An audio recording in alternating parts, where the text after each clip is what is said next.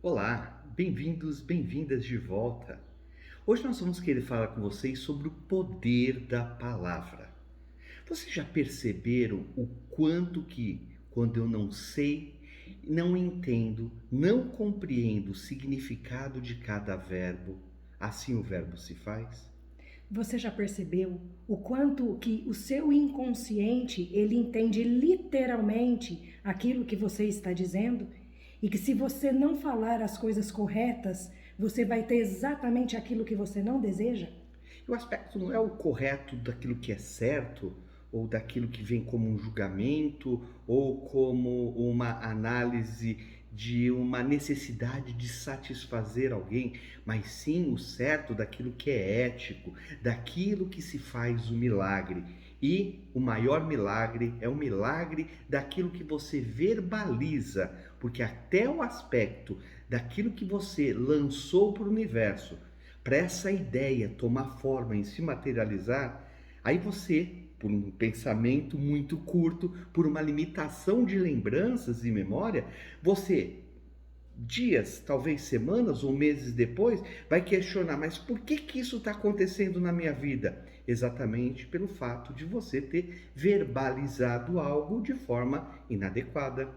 Você já percebeu que muitas vezes você usa palavras que são inadequadas? Você fala um monte de coisa bonita, de repente, mas Anulou tudo. anulou tudo que você falou anteriormente.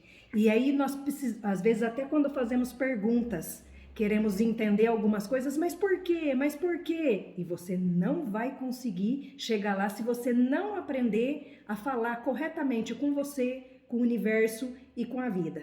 Por que que nós estamos entrando até nesse tópico? É muito interessante que nós temos abordado o tempo todo a ação do fazer ou do não fazer, do saber ou do não saber. E nós temos insistentemente tocado e conversando, estimulando você a pensar em relação disso. Quando nós estamos alimentando o aspecto do fazer, eu tenho que entender que existe da mesma forma três movimentos que vão estar impossibilitando eu de entender o que é feito ou não. A primeira é obrigação, imposição e o poder fazer.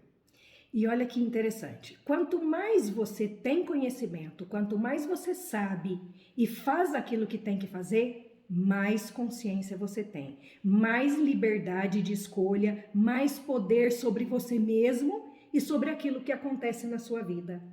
Quando você sabe e não faz, você vai trazendo travas para você, você vai se omitindo e muitas vezes você vai criar para você exatamente aquilo que você não deseja. E por outro lado, quando você faz e não sabe o que está fazendo, você vai se cansar. Você vai subir a pedra até lá em cima do morro e num determinado momento, quando ia dar certo, ela rola toda A pedra, né? Para baixo, morro abaixo. morro abaixo. E o mais interessante ainda é quando você fica totalmente inconsciente, achando que tudo o que acontece não é responsabilidade sua, você não causou, como se você fosse um bonequinho do destino, onde você é colocado na onde você não quer, recebendo aquilo que você não quer. Então, você aprender a conversar com você, a ter as escolhas corretas, a poder entender a necessidade das palavras que você conversa com você, vai lhe trazer muito poder de escolha, muita libertação. E quando nós estamos falando sobre fazer, vamos observar, você faz porque você é obrigado a fazer, porque é uma imposição. E uma coisa interessante é que imposição e obrigação elas se confundem muito, porque é o ter que fazer, o dever fazer. E até na própria análise do verbo, da interpretação do verbo, seja ele transitivo direto ou indireto, não importa, ele vai trazer uma informação inconsciente daquilo que representa o ato, a força do falar. Nós temos, por exemplo, quando eu tenho que, o ter que é uma imposição, é uma obrigação, é uma dedicação excessiva. É como se tivesse que você estar executando algo como para satisfazer alguém, satisfazer a necessidade e a aprovação de alguém. E quanto peso gera essa palavra? Nossa. Eu tenho que fazer regime.